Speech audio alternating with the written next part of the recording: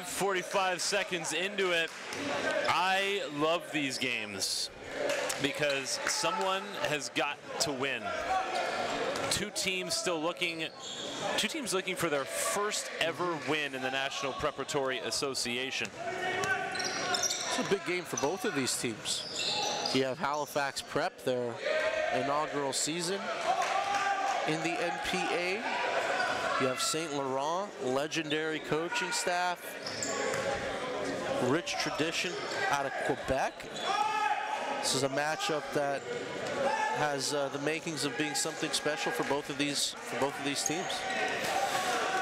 Jaron Johnson, who's playing through an injury right now, just gutting it out for his squad.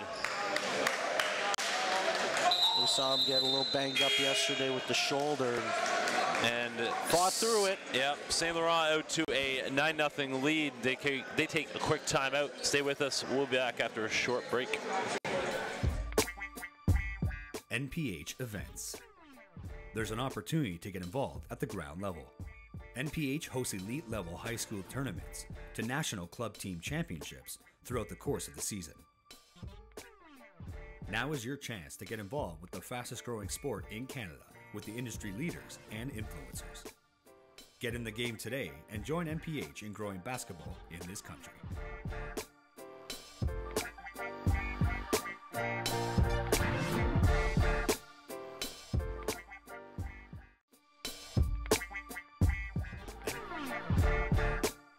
NPH Scouting Service. The NPH Scouting Service is another platform for exposure with a network of over 300 coaches and scouts from some of the most recognizable brands and programs. Our scouts are constantly evaluating talent to ensure accuracy and credibility.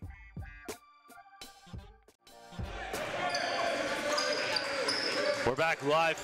Ryan Toney with the rock on the wing finds Brandon Muntu, who had himself a game last night, and he did it by doing that. Brandon Muntu has expanded his range, that's for sure.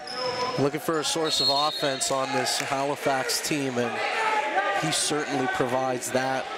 Yesterday, a fantastic performance against TBA in our final game of the day. Checks right into this one and buries a triple. Looking to perhaps lift this offense. And he's going to have another look. Oh, passes it up.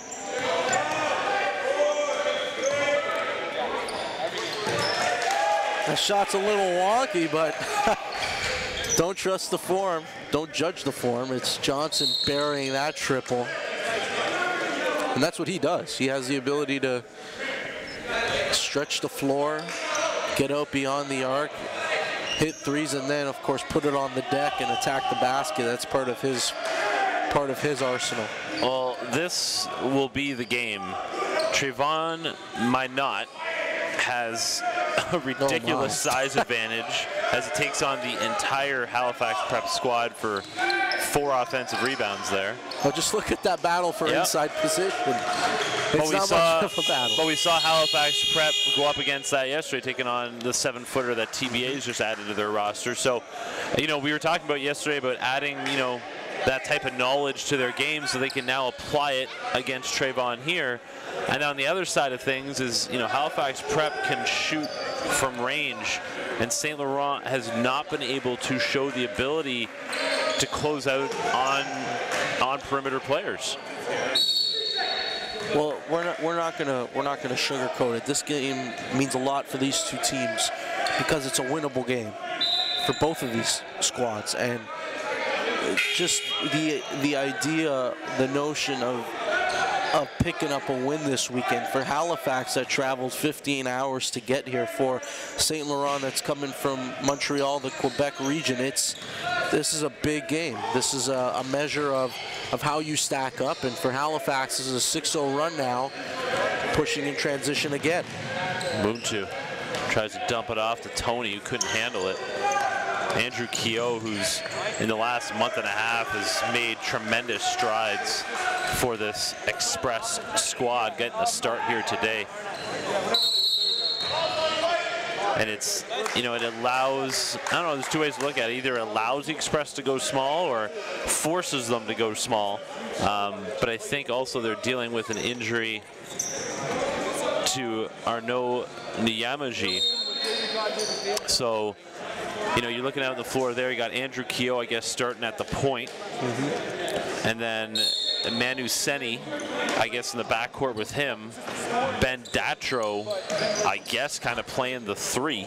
It's quite the weapon, that Ben Datro. So, that's what I mean. And maybe that would be good for Datro. I talked to head coach Akim Slyman after the last game, and he just said, you know, he's hard on himself, is Datro, and that's where he's at right now with his game. Trying to take it to the rim because his shot's not falling.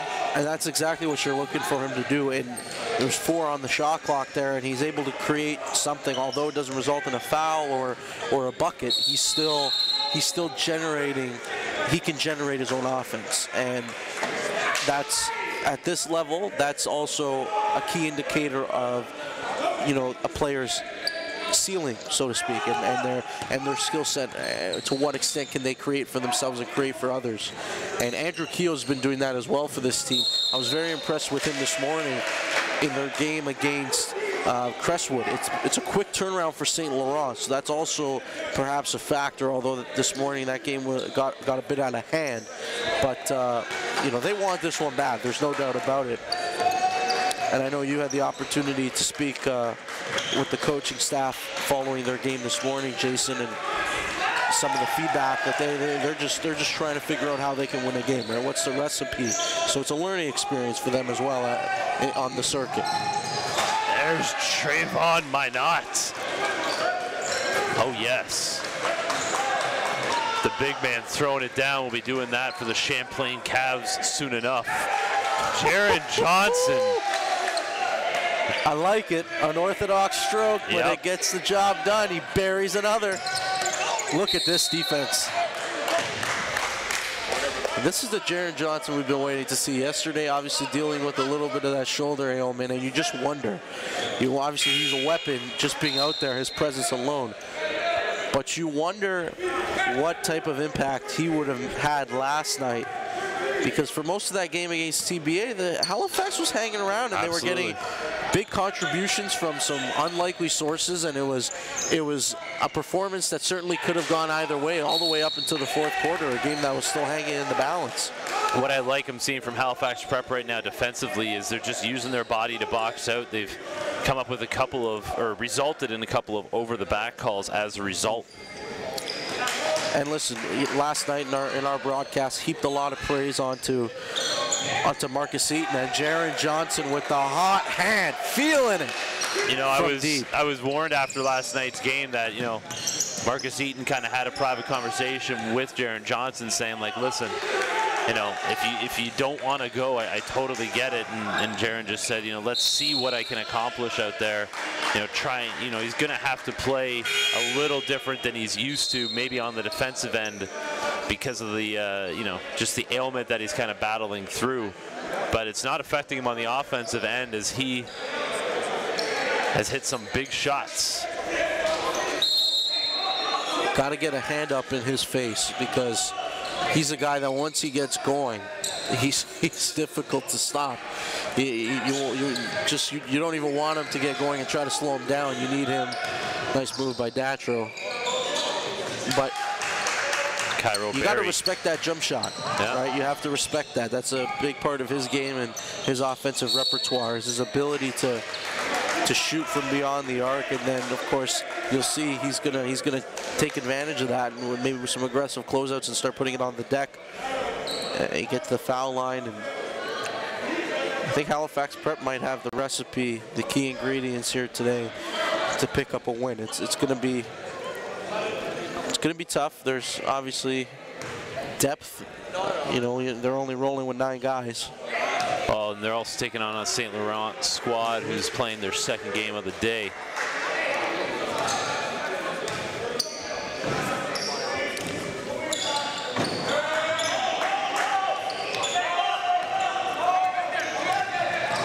Seni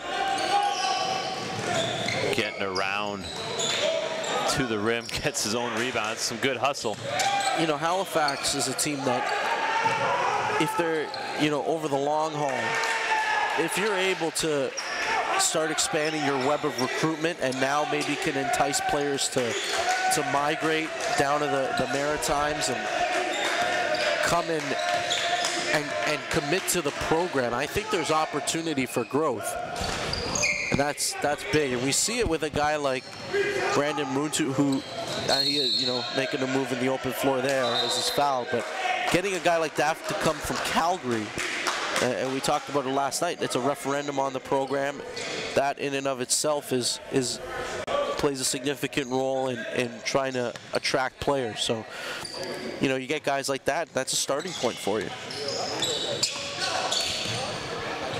Muntu. Ooh. Seen a couple of those today. I've yet to hear someone call bank, but they've been dropping, and I mean, you can't question Muntu. You know, he's, I would say, so far one of the top 5 players in this session. And now he's D'ing up Datro. Datro needs to get something going. He had a big game this morning. His numbers were very good. And you just look at Datro, and you know, he's got a lot of room for growth. Although there's something there, though. That's the key. I mean, you look at a guy like that. There are a lot. He screams a potential with potential, and just tries to do too much sometimes. Keep it simple. There for the putback, Ty Mergnaham.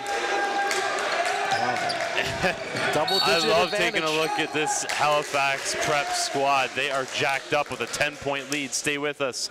We'll be back after the timeout.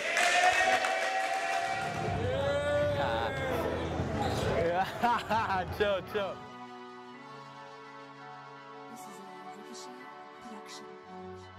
My name is AJ Lawson, and I'm mic'd up for Northwell Hoops. Let's get it. You know what to do. We do this. Oh. Get it, boy! Yo, juice me, juice me, juice me, juice me. Oh, yay. Just need some juice. Oh, yeah. It's definitely gonna work today. Yup. Woo! Hey! Hey, hey, hey, hey, hey, hey, hey. Woo! Windy! All right, we got out with it. Had some fun. Let's go out here. Let's get some stuff. Yes, sir.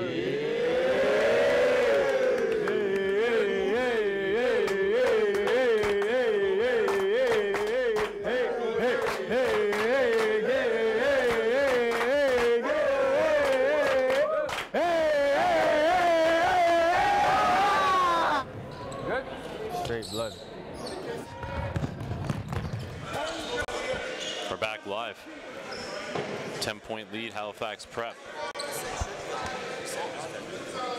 Head coach Marcus Eaton leading the charge heading into that timeout. He was absolutely jacked. The official getting a sandwich in where I can. Looking over inquisitively. We got a 7-game sked today, so fitting it in while we can. Jason Tom here alongside Daniele Franceschi.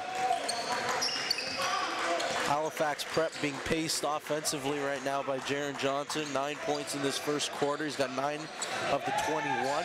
All 3 coming via the 3-ball. Oh, and he's with it now. And he makes some pay. Jaron Johnson, 12 of the 24. Hey, you think he's ready to play, Jason? I know, it's so funny considering, you know, we know what he's going through.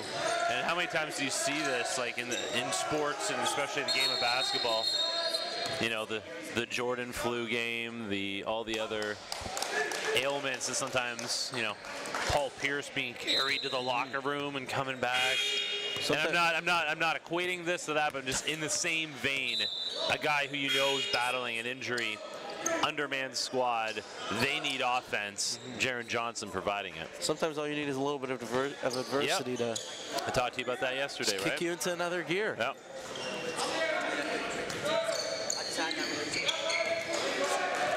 Good defensive possession right there. Johnson again. See, and that's where I think he would struggle more than anything would be, you know, in transition, in traffic. Meanwhile, Nyamaji, lone man. Getting lost a little bit there. And after that 9-0 start, a 9-0 run to start the game from St. Laurent, it's been an onslaught. Jaron Johnson. And it continues. Let's go. 29-4 run since the beginning of this contest when it was 9-0 in favor of the Express. No good. Keogh gonna save it in the corner. Under a minute to go here. Halifax Prep jacked up for this game. Big time shot. Keogh trying to stem the tide a little bit here. Well, I mean, if you're looking at one person, you got to be trying to get this ball to Jaron Johnson right now. Oh, he's hot. He's got 15 in the quarter. Muntu cooking. Muntu into the lane. Sent back. Arnaud Nyamaji. Yeah, not a smart decision there. You don't want to go into the tall trees. No. You know, and to your credit, I mean, right now, if anything, let's get the ball to Jaron Johnson and see if he can keep that hot hand rolling. Ryan Toney says, sorry, Jared, I'm going to keep it myself. It's contagious. A 32-point first quarter for the Halifax Prep Sevens. An explosion in this first quarter. Founder Ming Falarin probably at home, jumping up and down on his couch right now. Keogh back the other way. Oh, great defense. 32-16, Halifax Prep, the best quarter. Great start. Yet that we've seen from this crew. Stay with us, minute-long break. We'll be back.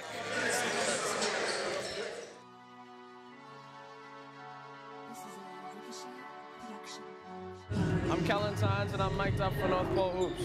Bad and booty, bad, cooking the dough with the ooze. Yeah. To my dog. Woo. We're going to play a lot of zone, so we need to beat it down the court. We can run all our sets against the zone. You just got to run to good space. Done it. Ayo, bang into 30. I got middle. Dawson drop. Ben, see him. Don't let it get through there. Dawson drop. Hey! Let's go, boy! Ben, turn and sprint. Hey, and one! Go, let's go. Gotta want it. That ball's in the air. Push somebody, box him up. Get the ball, or squeeze it. We need to make sure that at one time, Kelly, you did the absolute perfect thing you've never done since I met you. You stepped out, you tried to take up space. You weren't trying to take a charge, but you were trying to go and meet him. You accidentally went around it. Now you just got to close that gap a little bit better. Yeah. Panther!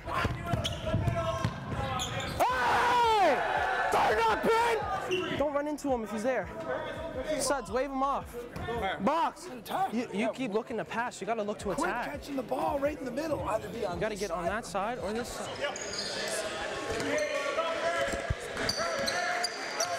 32-16 back, second quarter action. Ooh, Jaron Johnson. I like that right there. Coming out of the quarter break, they run a nice little pin down situation. They have Jaron Johnson come across through the key and then get in. He had it in the corner. It was an open look, just couldn't catch it and secure possession. Right idea though. Datro gets into the lane, tough pass to try to thread the needle for travel.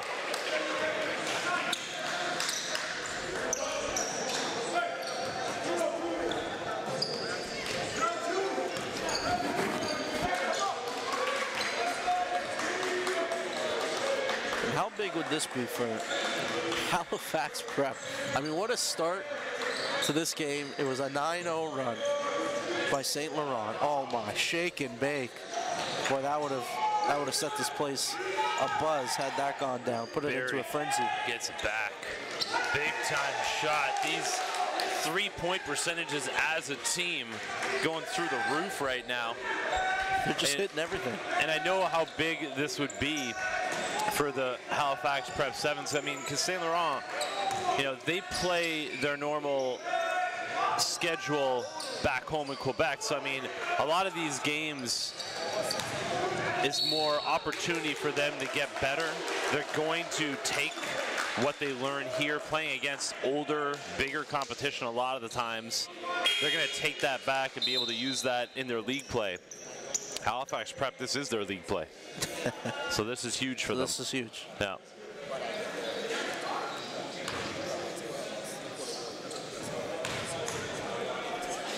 Muntu, the lefty. I always thought his shot looked a little strange, and I was like, oh wait, that's because he's shooting with his left. And I just find, I know they, you know, we kind of jokingly say that lefties are a little different. Yep. It just always does look different coming out of a lefty's hand. I couldn't agree with you more. It's that James Harden effect. It's just, No, it's true. You're right. yeah. It's different. Nice move. And nice finish by Senni. Quick explosive move by Datro. He beats Mantu. I think he's going to shoot it. Oh man. Jaron Johnson is having himself an afternoon. Get to know the name. This guy is a sharp shooter. Up to 18 now in this half for Jaron Johnson. Gets the steal. Muntu and try to slow it down. No, he's not. My. No, he's not. Just a little out of the range. A little ambitious there. Yeah. I was near the logo almost.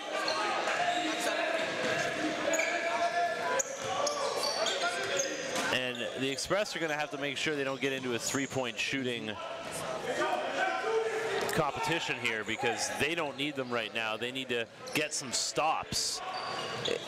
You're asking yourself at this point, what kind of character does this Express team have? Yeah. Because, you know, Halifax showed some character in that first quarter. They weathered the storm. It was 9-0. You call a timeout. You go on a big run. And now the Express, what you don't want to do is settle for contested threes. You don't want to play into the hands of this Halifax Prep team. And that's what they've done thus far. So you want to see some poise in this second quarter.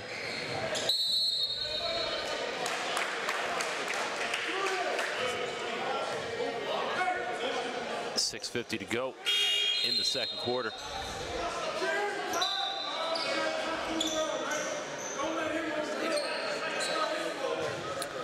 And for Halifax, I mean, we saw it yesterday, we're seeing it again today. Majority of their offense stems from the perimeter. They're a perimeter-oriented team. They're a team that's going to try to space you out, try to generate drive and kick opportunities, and you see Ben Datro now starting to stick to Jaron Johnson. That was a tough shot. Very difficult shot. Julius McGee. It's amazing how hot shooting can be contagious. Their field goal percentage, I mean, it's got to be hovering around. We're talking about 60-70% here. Well, somebody's picked up a technical. Muntu got hit with a tee.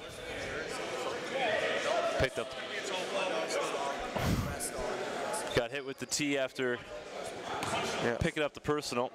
Arguing with the official there. But, you know, to be fair though, that's one technical you can live with though. Yeah. If I'm Marcus Eden anyway, you know. Yeah, he has. Admire the energy. Why not? Why not?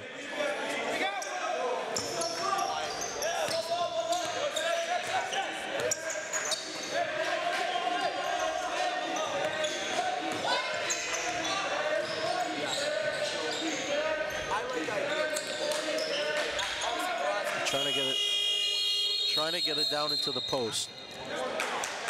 But at the same time, it came at the expense of the entire 24-second shot clock.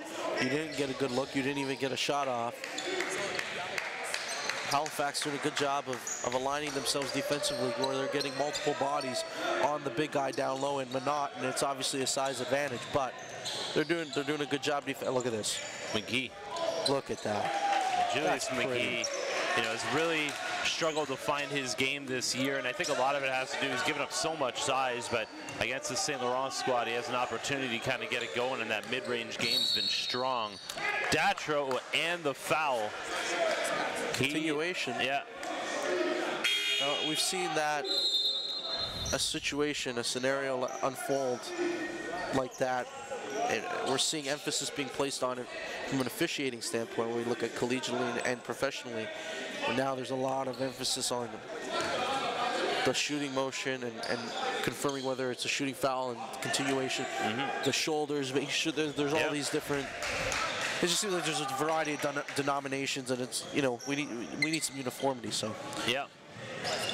Well, I mean, we just ran into it too with tights underneath the shorts, and you know, we have the FIBA rules here, and the FIBA rules are that your tights underneath must be the same color, the predominant color of your jersey, as with t-shirts as well. Yeah. The tights underneath must be above the knee. That's FIBA rules. Ontario rules say that it must be hidden by the shorts. Now, over the last decade plus, you know, the whole Fab Four thing, nobody has ever worn shorts that are above their knee. That is changing. Many guys Big time. are wearing shorts that would make John Stockton blush, but they're getting around it by wearing tights underneath. Yep. But Ontario rules say that those tights then got to be hiked right up, like if you were wearing tighty whities, because your shorts are that short.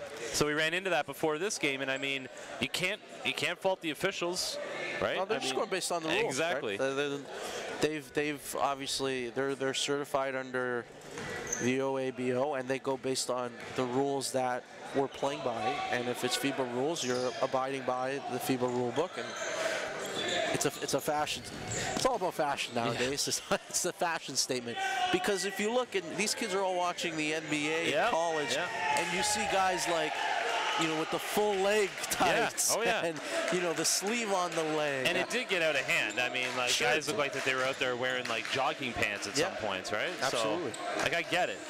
It's just, you know, just the short shorts just came in, like, this was like just a couple months ago, beginning of this season, it became a thing. Guys roll up their shorts now, and if you look, you can tell it's pretty obvious when you take a look at the St. Laurent team that all of them have their shorts turned up, but some guys go extremely short. Now, I don't know, it's just preference, I guess, but it's a trend, right? I mean, it's a trend that's developing. It went from the Allen Iverson era where everything had to be baggy and hanging to now guys seem to want to have their shorts shorter and tighter.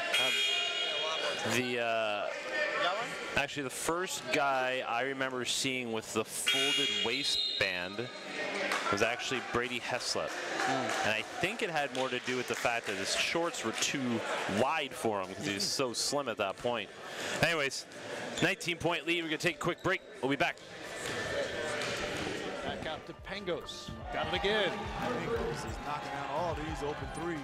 Kevin and I have a relationship that was formulated when I was one of the coaches at Camp Olympia that he could talk to and he could relate to, and we'd do workouts together, whatever it might be. And then it evolved into the admiration of he knew that I knew where he wanted to go. But I was one of those coaches that we're at another level that Kevin was after, and he could get information from me. He's 17 years old when I first proposed this to him and his parents. A 17-year-old kid, I want to write a book about you because I want to follow you for the next 4 years. It turned out to be Gonzaga. And and then from there, he and I Skyped, you know, lots of times throughout his 4 years, and we became very, very close. And now Pangos from straight away, hit another three, his sixth of the first half. I think the biggest thing about Kevin, highly skilled, but his values are very, very solid. Home-schooled value sort of thing. Of his grandparents taught him a lot. His uncle taught him a lot. Bill and Patty, his parents, obviously played a huge role. And he's very, very value-based. Everybody that you talk to that played with Kevin or coached Kevin will tell you exactly the same thing. Just a great kid, very, very grounded, never got full of himself. Shutout Kevin Jeffers sitting behind us as he's waiting to take on RNS. The Riverhawks. Central Tech has been outstanding this season in their MPA sessions. They're building up, and I'm sure they are going to guard against looking ahead, but that Saturday afternoon game. Oh, wow. Wow, Julius McGee. From distance. McGee, no conscience. That Saturday afternoon game against the defending champs, Canada Top Flight Academy, who are probably, I'm going to say they are in Coburg right now on the 401. On their way into town. They're going to grace us with their presence very shortly. Yep. Brought in by Tony House and crew. They'll be down here. They're taking on SJK a little later today. But, you know, the champs have the target on their backs. And they did not play Central Tech in the Ottawa session, and Kevin Jeffers just quietly suggested, or sorry, asked, am I going to get CTA in Toronto? And I said, I think you will, coach. And he said, good. You know, Kevin Jeffers, a quiet individual, never wants to ask for anything, but he had that twinkle in his eye. That Central Tech team, they're very dangerous. Yeah. They're a well-coached group. They have good chemistry with one another. They have a fantastic point guard and leader in Raheem Sullivan. They have playmakers all over the floor, and they're going to pose a real challenge in that game on Saturday. Obviously, one of the marquee matchups on the schedule, but it's going to, you know, for them, even looking ahead to today against RNS, that should be a fun one. Yeah, I mean, that RNS squad yesterday, you know, really came out strong. I'm excited about the Central Tech game because, like, the guard play on both those teams so strong, and you know, for the RNS guys, it's an opportunity for them to measure up to, you know, one of the top guards in the NPA, and Raheem Sullivan. Watching RNS yesterday, absolutely enamored with Kellen Tynes and Shaheem Malcolm, and so to see that backcourt duo go up against Raheem Sullivan and the litany of talented guards that Central Tech has, it's going to be an intriguing matchup coming up after this one. Well, this has been a fun one in and of itself. Absolutely. Jaron Johnson. Oh, man. Providing us with some highlights. Beautiful. And look at that. Brandon Moontu. You know, it's the three-headed monster here of Jaron Johnson, Brandon Moontu, and Ryan Toney. And obviously, I mean, Julius McGee has played outstanding today as well. But it's just this, I guess that's the one positive of having just 9 guys on your team. Like, there's no excuse that you all shouldn't be on a string, right? Nope. Well, and I think also you're not on a tight leash. Yeah. Right? You're playing loose. You can play with some freedom. And that's not the case for every player. And I got to say, I mean, McGee's been fantastic today. And he really becomes, I think he's crucial to this. Tony was very good yesterday, but McGee has provided a huge lift offensively, and I love those kicks. We got to have kick watch. Those are some beautiful kicks that he's rocking today. Always curious where these kids get these. I mean, no, like, yeah, it's a good point. Like, you're not going to get that at Foot Locker. No, that's right, exactly. You're not going in and saying, do you have these in an 8.5? You know, like. These are some, sometimes I think it's one of those like finds in the warehouse outlet. Or you got to hunt for it and you're looking online or you're doing something. Yeah, I guess that's the new version of the warehouse. See, in my age, Datro from downtown finally. At my age, it was going to the outlets anytime you can, either in the States or now here in Canada, going to where, you know, they just have all the 13s and you just go box to box. That's a little bit of a questionable call there. And I say that. Or the good old Winners and Marshalls finds. Shout out Cam Ball Ray. Now everybody can just touch of a button. Yeah. You find what you want. Exactly. Order it. Wait 2-3 weeks and there it is at your front door. Yep. Now you're talking to a guy that still doesn't have an Uber account, so. No, I don't either. Oh, just something weird about that. And it's weird. I've talked to Elias and Tark about this a million times. They're like, it's the exact same as taking a cab. I go, I know, but for some reason I feel more comfortable flagging some stranger down that has a sign on the top of his car rather than using an app to have a stranger come and pick me up. It's the perception. Oh, wow. You know, and Brandon Muntu has been changing the perception of his game. Looked a little lost in Ottawa getting used to his new squad, but he's found his role on this team. And, I mean, he has been lights out from range here in Toronto. Great defensive stand right there. You see Trayvon Minot, he's trying to take advantage of the fact that, yeah, he's 3-4 inches taller than everybody on the court, backs his way down, but kind of turns and drifts that elbow into the body, and it results in an offensive foul. It's funny, talking to Coach Slyman, you know, he said, you know, we're young. And when he said it, he pointed at his arm and made like a circle with his hand. And I was like, oh, okay. And I'm now looking, you know, he's right. Like, you know, just physically with the age level, with the whole Quebec setup and CJEP, like physically speaking, these guys, you know, they just aren't as built. They're not as thick at this age. It's funny because when you look at the summer circuit and the AAU scene, and I don't want to go to that animal because that's a whole different conversation, but when you look at some of these tournaments and you look at the programs that are very dominant in the Quebec region during the summer, it's Brookwood, #1 atop the heap, and you know, having been down there on a few occasions and bringing teams and participating in tournaments, you know, during those summer months, it's the Quebec kids that are theoretically a year older and play against younger kids. And so, you know, he's got a young squad, no doubt about it, and it's a learning experience. But, you know, the one thing when you look at St. Laurent and any other team hailing from the province of Quebec and that surrounding region, there's a lot of talent there. And oh, absolutely. Those kids have an affinity for staying close to home.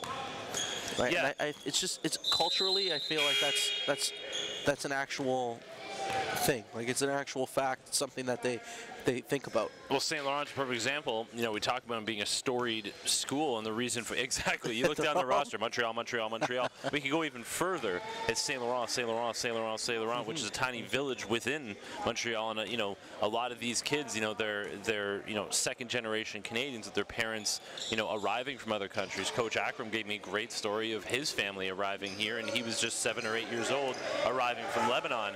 And what's great about all of them wanting to stay close to home is they're building something special where they are, and coming to the NPA and representing not only Quebec, Montreal, but St. Laurent themselves. So much pride, and that's why they're so excited to host this mini session that they have coming up in February, where it will be themselves, CTA, RNS, and Halifax Prep. They're so excited to welcome everybody in. And again, Coach Akram, I hope I can make that.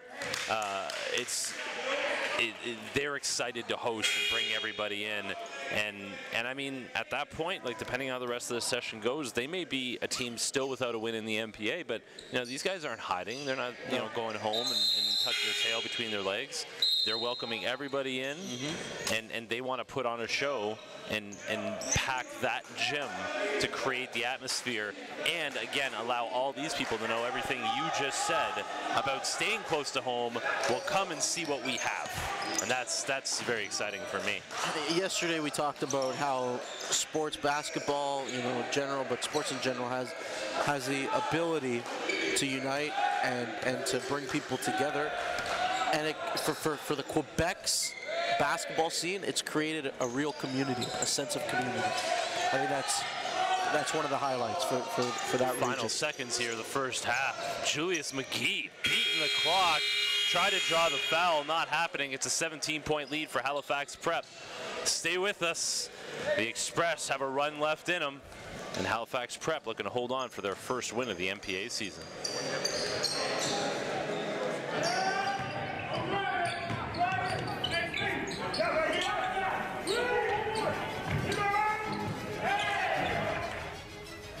Makes him a real problem. There he is coming outside. Johnson just all over the floor today. out.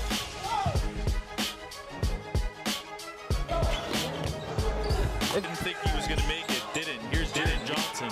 He goes for the crossover spin move, kind of that East Coast flavor. As Johnson goes inside, finishes.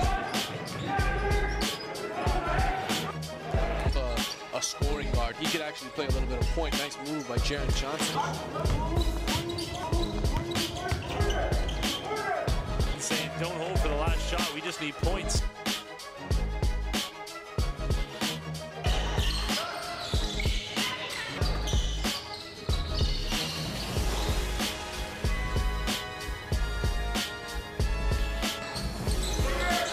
Johnson. That is a weird form, but it goes.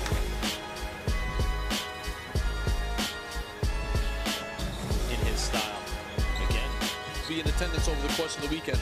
I mean, he had, what, 18 at halftime?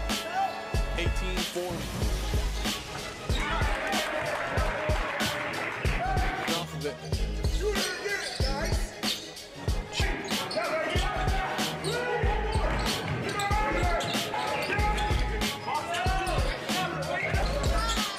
Nice move there by Montu. He finds Jared Johnson.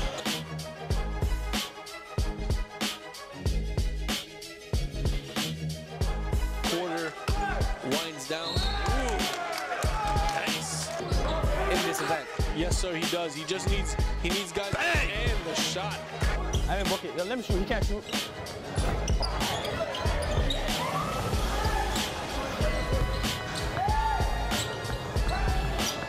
For their teams in big moments. Nice bounce pass right there by Jared Johnson. Nice three-pointer. 100%, and there's McGee again. He's finding his guys. Three goals. Jared Johnson on the triple.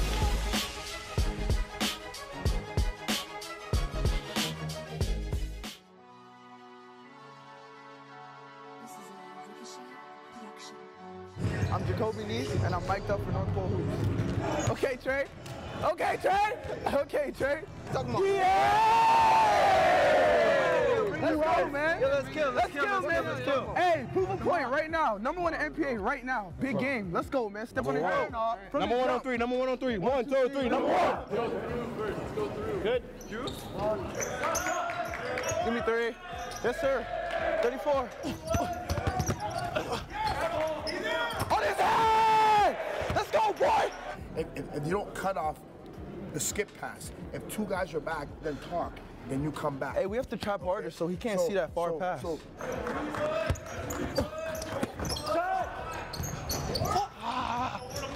on, get a quick breather. You're going to finish here. Bring it in. Come on. What's up? Hey, let's get a stop. Everybody get pressure on him. Hey. Are you pissed because I missed shots? Are your knees hurt or what's going on? Nothing. Like, can't play basketball. You're good. Chill. Dude, chill. Easy things. Okay, listen, you just came back off your knee issues. Okay? It's not going to be the easiest thing right now. Simple things. Good, Machi. Catch and shoot threes. Okay? Attack and kicks, attack and floaters. Okay? You'll be all right. Let's go right now. Yeah, let's go. Hey! And one! Go up strong. When I go to the room, they close your name. Let's space it. I was ready to shoot it. No, I mean like just a little more. Okay, I got you. Hey! Let's go, man. Good pick, boy. I need that loud to wake me up, bro. Oh my God. Yeah, don't leak. I know you would want to dunk. I would have done the same thing. But we got to crash. They're crashing boards good. Let's go. Hey! Yes, sir. Don't talk to me. Don't talk to me. You fouling. Don't talk. I'm good. Don't talk to me, bro. Oh, yo. Are you crazy? What the fuck is all this, boy? Bro, remember hey, hit me in my face. I got it. I'm not letting that slide again. I'm getting it. He appreciates it, but I don't, because look at him. He can take care of himself. Here's our call. First one is a foul on the shot. Your guy gets 2 shots. The second one is 11. It's an unsportsmanlike technical. They hit him, so it's 2 more. Okay. Wow, 4. Let me hit 4, please. Arc on your shot. Arc on your shot.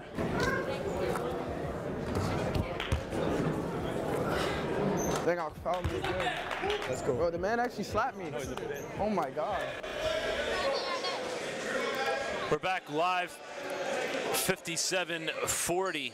Halifax Prep built a 20-plus point lead at one point. Back down to 17. The Express have a hole to find their way out of here in the second half. Not saying they can't, because at the same, Ben Datro. See, this is what we've been waiting to see from Ben Datro. Because, you know, when it comes down to it too, I mean, there's no way Halifax Prep's going to continue to shoot this hot from range. No, that's definitely something you got to take into consideration. But right there, that was way too easy on the opening possession of the half. Certainly not the way you like to start, and just like that, here comes a fast break. Andrew Keogh. And they're right back in it. Keogh's been very, very good, especially in the open floor. Jared Johnson. That's how quickly the game can change. Well, that's a tough pass, but Muntu picked it out of his own sneakers. Nice finish. And one thing, if we've learned anything this weekend from Marcus Eden, it's that he's going to be aggressive. Yeah, absolutely. He does not shy away from anything. Ooh, Trayvon Minot. Wow. Why not? Big fella showing some range.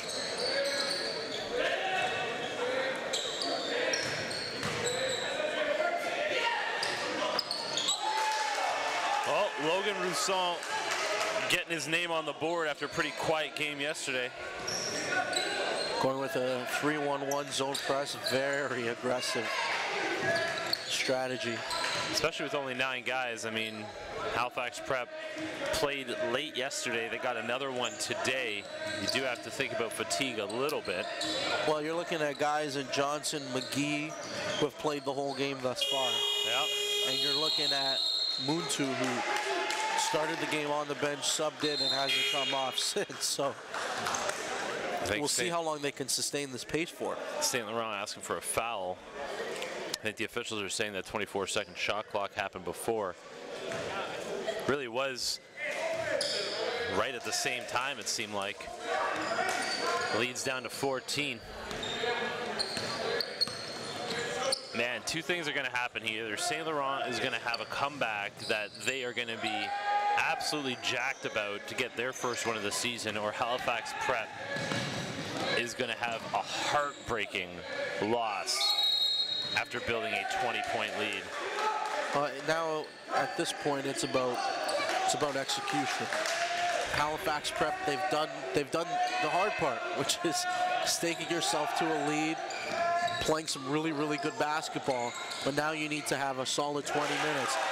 And that's a great possession right there. You get a turnover, you needed some momentum, and here's another one. Jaron Johnson comes up with it and loses it out of bounds. Previously, that was Ty Mergnaham with the steal and basket in close. And Johnson thought he had another takeaway there, as did I, with the official going the opposite way. And right back to this pressure here, this 3-1-1 zone press. So you just got to find the open spaces offensively. You know, I guess, you know, that is a smart defensive setup when you have a team that hasn't been able to show to consistently hit from range either, right? That's a way I would think you'd want to attack that. Is, you know, you're going to end up having lots of open space on the perimeter early, but I guess you're kind of daring that team as well, because they're not going to have anybody there to rebound. Yeah, you are. You're daring them to beat you. You're daring them to, you know, break down the press. You know, every team practices a press break. Yeah, oh yeah. But still, some teams are just, you know, some teams are better equipped than others, we shall say. Well, and like, how do you break it, and then what do you get out of breaking when you it, break right? it. Like, so, okay, congratulations, you broke the press. What can you do? Like, now you have to make your decision, and it has to be the smart decision, because the other thing about a press, when it's, you know, correctly implemented, is even if it is broken, you're in better position defensively than the opposing team is, right? And that's what I was going to add on to that. Every coach that believes in, you know, pressing has an understanding of, okay, what am I trying to get out of it? Yeah. Am I trying to generate turnovers? Is that my primary goal? Or is it my primary goal to disrupt the flow of the opposition in terms of their offensive execution? So am I trying to just be disruptive and prevent them from getting half court and getting into a set? Maybe because, you know, you're crossing half and you're down to, by the time you get into something, at that point you're almost at single digits on the shot clock. Yep. So that's part of the thought process, because there are teams that press for the sole purpose of, hey, we want to generate turnovers, we want to play fast, and that's great. But, you know, Halifax Prep has shown that they're trying to really stymie this attack and give them a variety of different looks. Well, Ben Datro has found his range.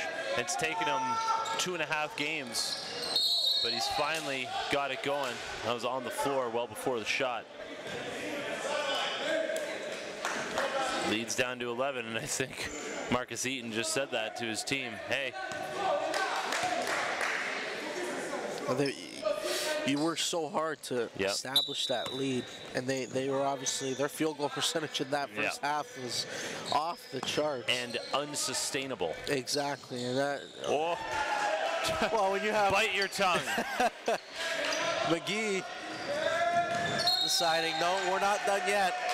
In fact, we're just getting started. Let's keep that percentage up.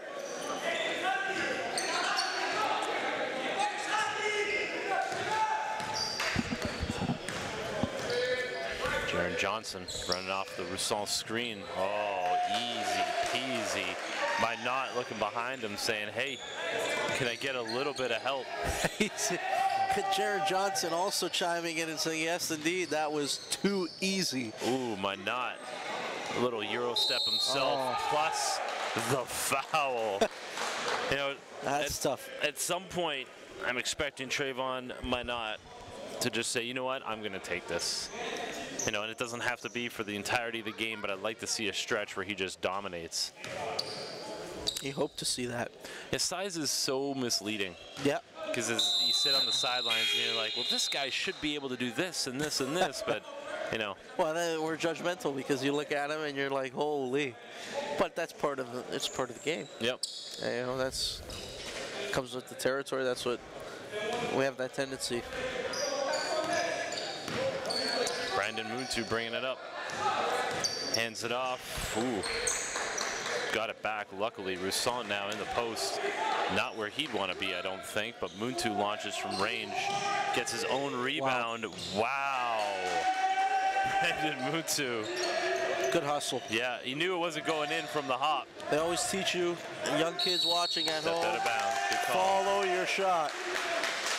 Good Say call. it for a reason. And right there, Muntu is rewarded. Made a nifty move in the lane, able to gather possession and then finish. Muntu running off the screen, pull up Feeling three. Wow. The confidence that Brandon Muntu is playing with right now is something to behold. But there's no resistance. No. He walks up the floor. They set a screen. He pushes Jaron Johnson out of the way and says, I'm going to pull it. Yeah. He's got time to think. Screen. Now what? Now you got space. Why not? Off. Keogh. Nope. Johnson gets to it first to the baseline. Nice look. Just no resistance whatsoever. That team on the St. Laurent sideline just looks depleted. They look dejected right now, and even when it was down to 11, the energy level has not been sufficient for this team. It hasn't been there.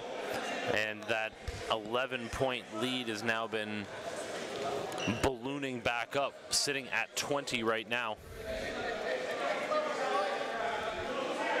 Just over the midway point of the third quarter.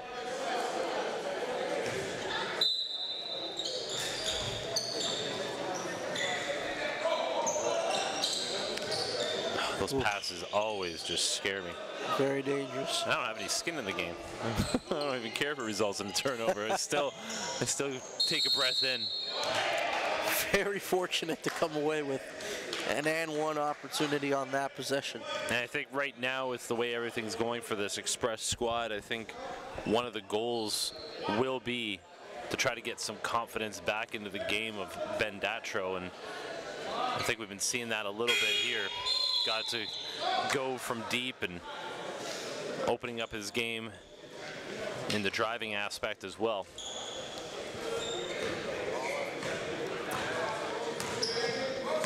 And now Tony comes into the game for Halifax, and yesterday he was a key contributor for them offensively, and they haven't got much from him thus far this afternoon. How about that delivery? Jaron Johnson playing with some extra incentive today. He is jacked up. Really nice to see that. Ooh, might have got away with a foul there. Yep.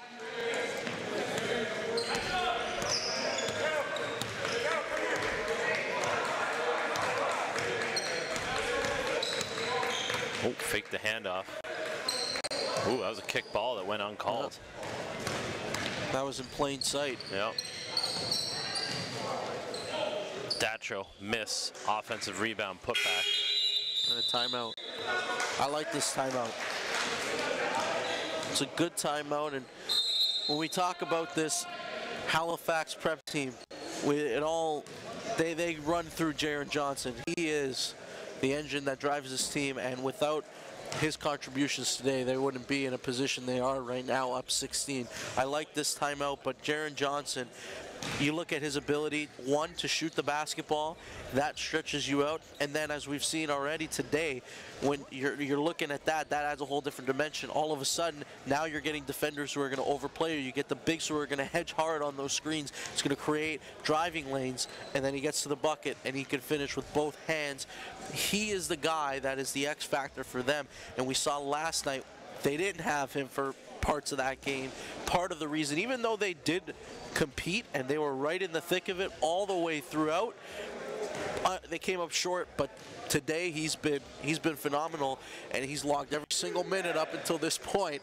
I don't think he's going to be coming off anytime soon either, because he's got the hot hand this afternoon. And one thing that we've seen, you know, in that Ottawa session, and then we just saw it on the play before now, before we took a look at his highlight packages, like, the kid can dish it too. He makes that little underhand shovel pass, which the fine line to walk there between lazy and smart, because, you know, with that flick of the wrist, that can be a very effective pass, but then at the same time, if you don't have that urgency in the pass, that can really turn into something bad. Awareness, instincts. He has a good feel for the game. Yeah. A good feel for the game. He understands when to deliver that pass, even right there in that situation. Understanding that right there, that spot on the floor is a trap spot. Makes a good move towards the sideline, gets fouled. A little banged up, it looks like. Yeah, before he even got up, I knew that was going to be an issue, because he had battled through, and then when he hit the ground, he had to brace himself with that injured shoulder. Yeah, and he immediately looked at the bench and called for a timeout, and Marcus Eaton immediately grimaced in pain himself.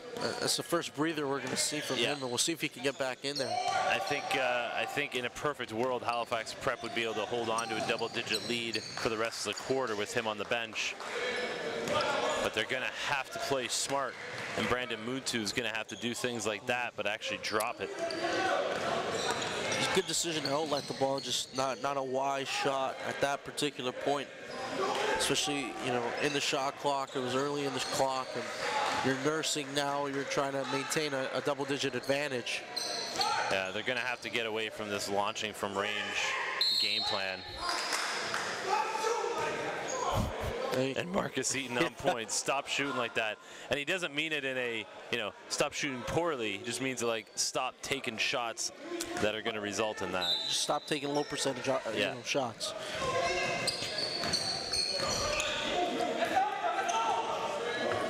That's what you want to see him do.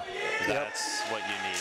Brandon Muto getting to the line, but they lost track of the ball in the inbounds, and Ben Datro was almost at midcourt. Got the shot. I'll tell you what, just strictly from an energy standpoint and the engagement level, this Halifax team, they deserve to win this game. Yep. They do. They've been the better team. And now it's about, if you're St. Laurent, you're trying to steal one here. If you're Halifax, I mean, look at the bench. The bench is energized. They're engaged. They're, and it all starts with Marcus Eaton. The energy emitting from this young head coach, it is contagious, it is infectious, and it has them playing at a high level here this afternoon. Ryan Toney picks off that pass. They got numbers going the other way. Not a bad idea to just slow it up. If you don't get it immediately, back it back up. Brendan Muntu gonna run off the screen. We've seen this work a number of times, but fought through the screen that time. Muntu can't finish. Not a bad take. Senny off glass. Love that little jumper off glass. Should be used more often. Yeah, and looking at that St. Laurent bench, they just look a little defeated. Yeah. Just their morale is, they look like a team that's already been defeated.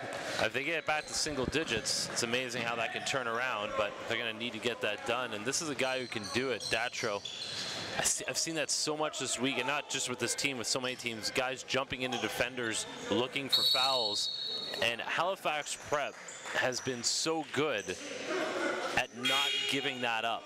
Like, it's almost like their mentality is, we know guys are going to jump into us looking for a foul, and I guess because they're a smaller team, it's easier for them to shy away from that. It throws the shot off, and then the refs can't call that foul.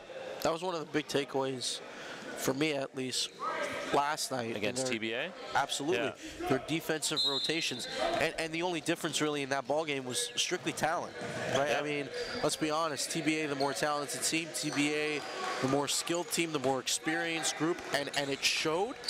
But at the same time, with the lack of size, their rotations were spot on. They were doing some great things, especially on the defensive end of the floor. Muntu cashes it, and then they're giving it back to Halifax Prep. This is a good run. Good run without Jaron Johnson on the floor.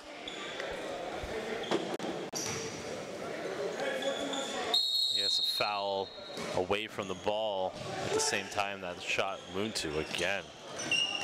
That would have been a little ridiculous. He's got the green light. The way he's shooting it, that's the way you hope to be driving your car out on the streets. You get the green light and you just keep on rolling.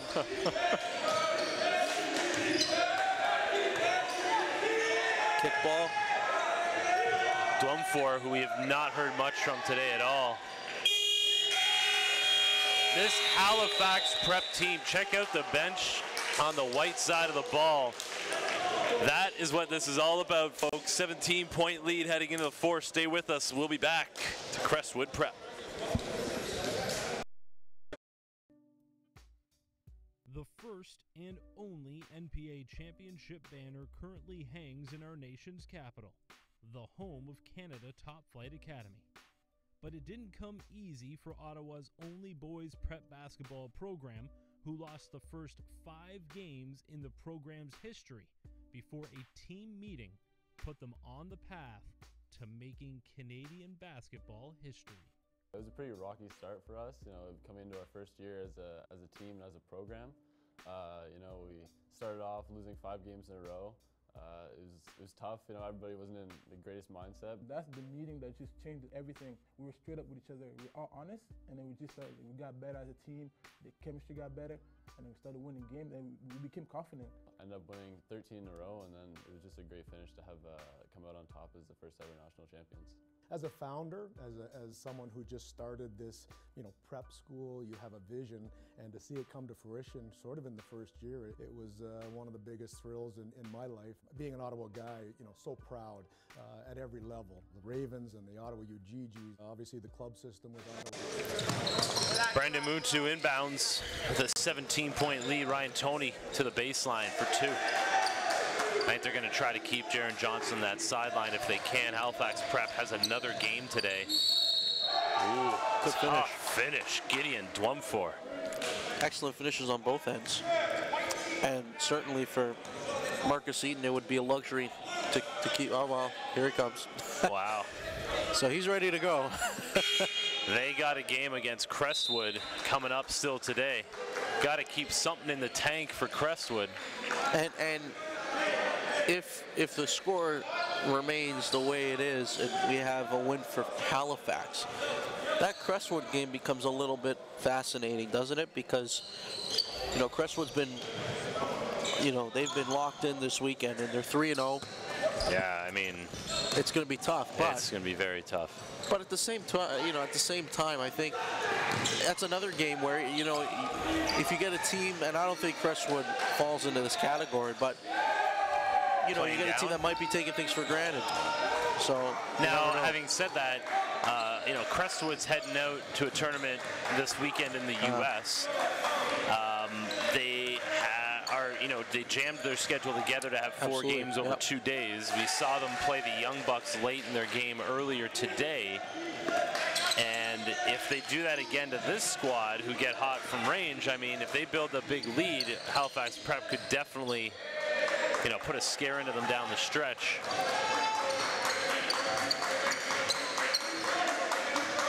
You know, if this team was a little bit older, I would say, you know, maybe after this first one of the season, if they went out and had lunch and had a couple of wobbly pops or something like that, they may show up a little under the weather for the second game. But, you know, these are young bucks. These kids want to play. So, I mean, they're going to go grab a bite and come back in and try to shock the world against Crestwood. So,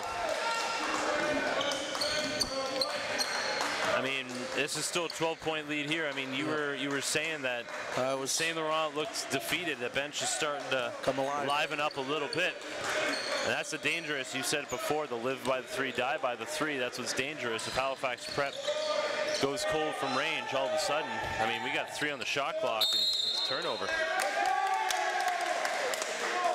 Coach, or sorry, Uncle Mo switching sides right now.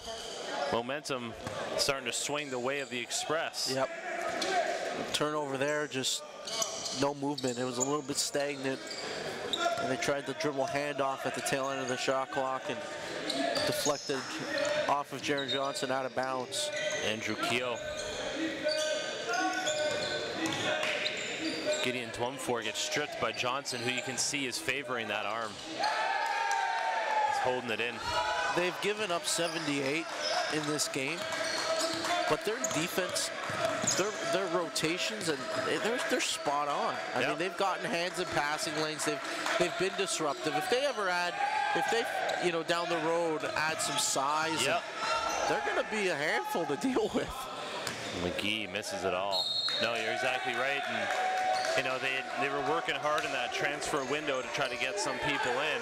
They are bringing in some size in 6'6" Akesh Tong out of St. John's, Newfoundland, but he just could not make it to this session. They really wanted to have him involved, and they couldn't. So, you know, they were working hard to do that. But again, as a first-year program, when it comes to recruiting and bringing guys in, it's tough.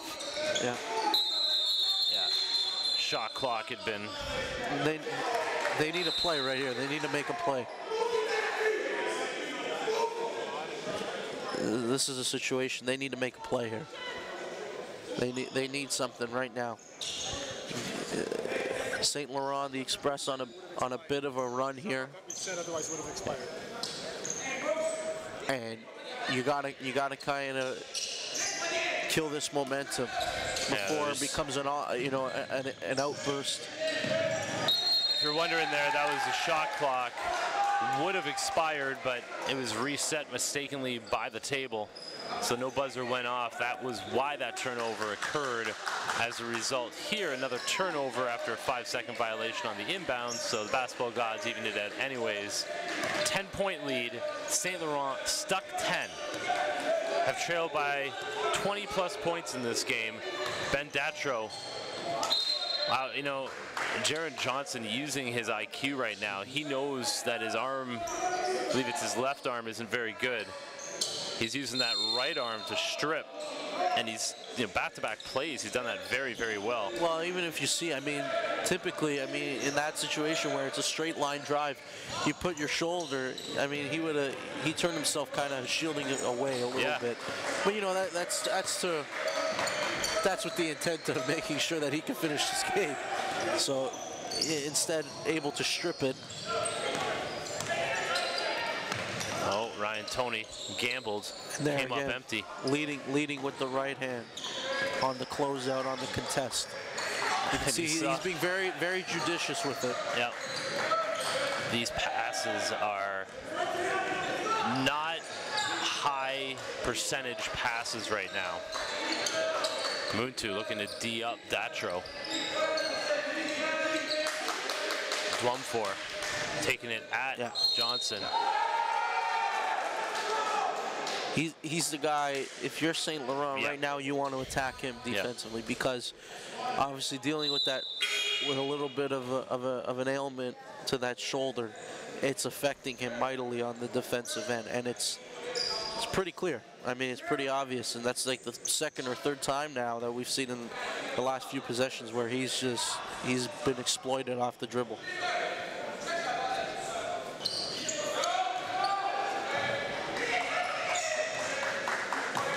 Under 6 to go, the lead is down to 7.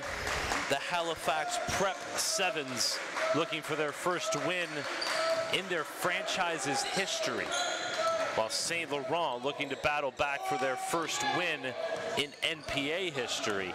Either way, this is going to be a big win for either team. Just can't get the lid off the basket. Halifax Prep the last few possessions.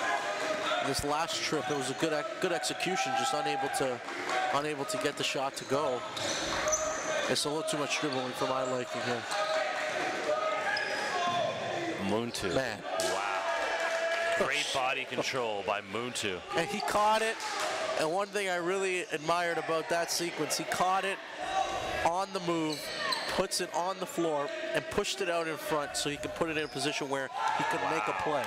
Gideon Blumfor, who has been silent in this game, had a big shot early in the second half, and that was a huge one to cut the lead to 6. Muntu wants to calm things down. This is a big test for Halifax Prep. They've never been in this position before. No, it's ever. a two-possession game, and they're on, you know, they're accustomed to being the team trying to make a push. Yeah. And now here they are, they're trying to fend off a surge here in the fourth quarter, and they just have to stay disciplined. This is where you really have to stay together as a team. And that's I like this exactly what he timeout. wants to talk about. Timeout, Marcus Eaton, 90-84, 4:37 left. Stay with us.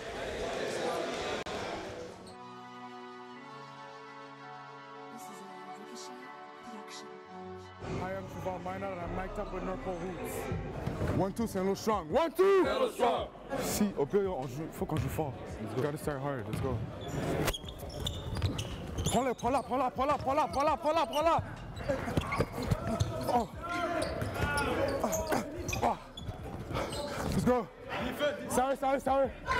He's dead. Dead! Shoot that, box! Yeah! Let's go! Hey! That's out of here! Commence hard, là. Let's go. Let's go. Qu'est-ce qui va se passer? Il va juste attraper le rebond puis marquer. Yeah, je commence en bas, pour ça je monte. I wanted that, boy. I wanted that. Andrew.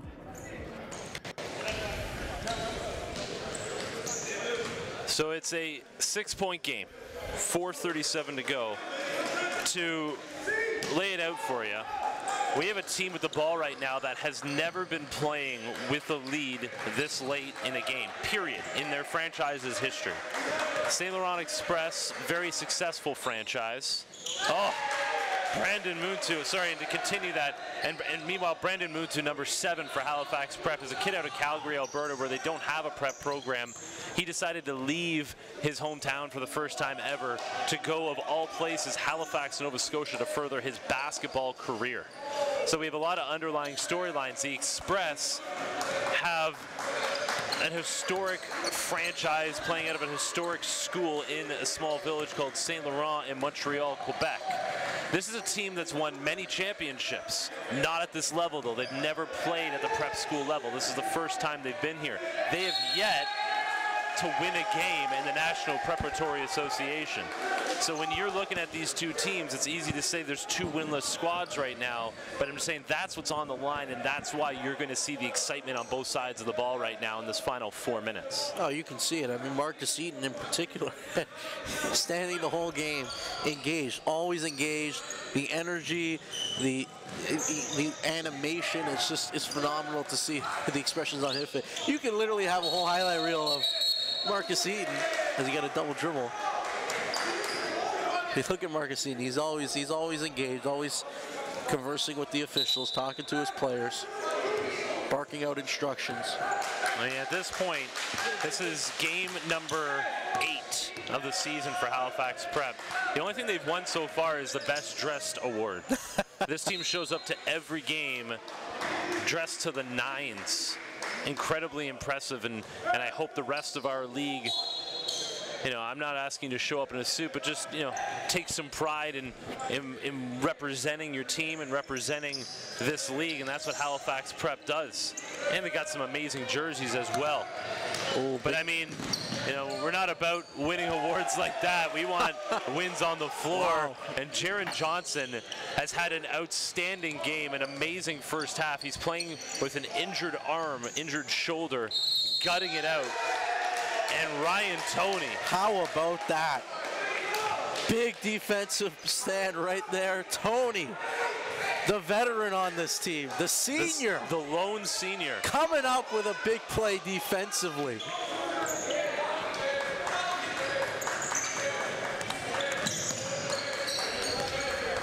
And now with less than 3 to play, the reality getting closer. They get it back. Still fighting. Dwumfor has been huge in this fourth quarter. Can't get that one to go. Kind of gave up on that play too. 11-point lead, 2:35 to go. And Johnson's had a big game for Halifax Prep, as has Moontu, and he's really stood out the past couple days. There's no doubt about it. He's really separated himself. But great to see Jaron Johnson back on the floor here today. Got away with a push-off. Oh, got called for the block as well. And he got the benefit of that call right there, because one gets away with a push-off, a little bit out of control, could have been going the other way.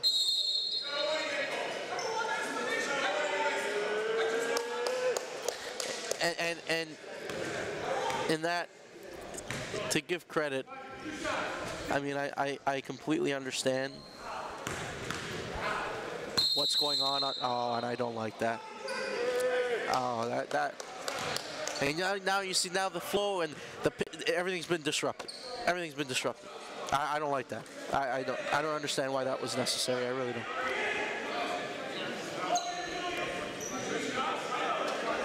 You're putting a damper on his competitive spirit. And at no point, in my opinion, at no point was there anything egregious about that.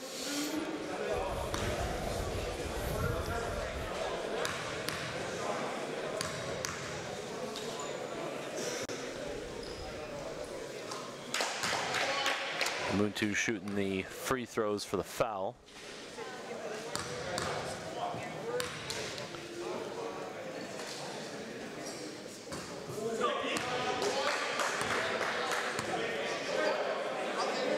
And now it's a technical. So now he shouldn't be technical.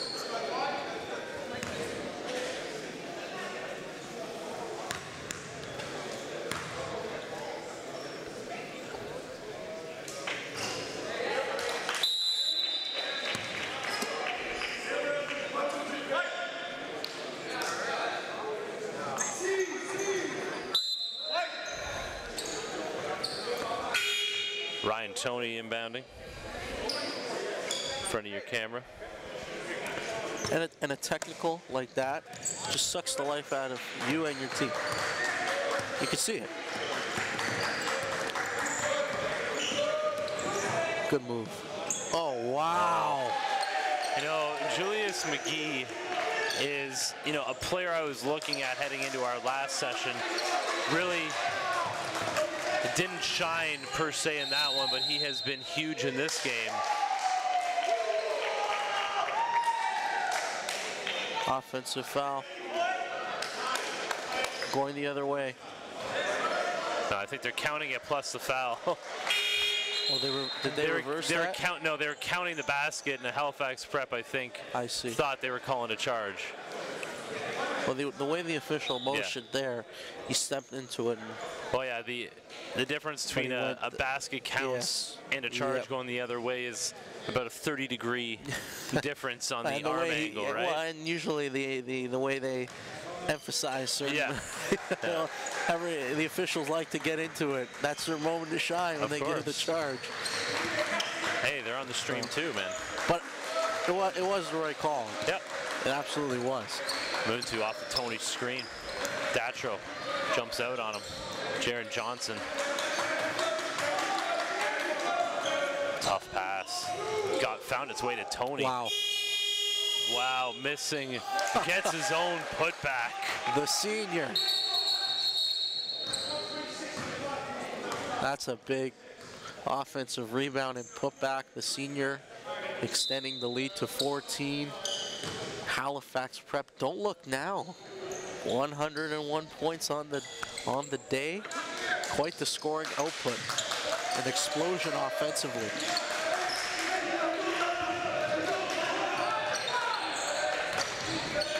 Senny into the lane. No good. McGee slowing it down. Muntu saying, I'm not slowing anything down. Brandon Muntu providing the dagger. The exclamation point on what has been a tremendous performance by this Halifax team. The Maritimes. Tony brings it down, ahead to Muntu. No quit in the kids from Quebec. Keogh tries to step in for it. Might be a little premature, but that celebration down in Halifax, the Maritimes, I'm sure it's going to be a very happy, eventful affair for this community, for this team, for everybody involved. And to see them get to this point. Got 99 people watching us on the stream. I would bet 98 are from. Well, I would expect this to be up into the thousands views after 24 hours. Absolutely. I know the Bing company out there who have been instrumental in getting this program off the ground. And they're going to be making sure that friends and family tune in to watch the first win in their franchise's history. Here's to hoping that 5 years down the line we can look back at this as the beginning of something special out there in the Maritimes. You know, basketball's so strong in Halifax. So many of the players, I mean, we've seen them in the U19s for Team Canada's gold medal squad. Lindell Wigginton, Nate Darling, just to name a few big timers from the Maritime area. But an opportunity here to make it easier for the next generation to achieve their dreams, whatever they may be, at the NCAA level, the NBA level, or hey, even on provincial level, NCAA level, and again, we were talking about it yesterday, the youth sports level in the Atlantic provinces. It would be nice to be able to have this as a feeder system for those schools so we can have players that stayed at home their entire lifetime to build the game there. And this is classy right from the beginning. As we see Halifax Prep, Marcus Eaton and crew having a well-deserved celebration. The first win. Couple fist bumps there. The first win in franchise history for the Halifax Prep Sevens. Enjoy the moment, everybody. We've had a little bit of history here already, and that's just game number 3 of 7. Central Tech taking on our other Maritime team, RNS. That's up next. Stay tuned, everybody. We'll be back on NorthPoleHoops.com.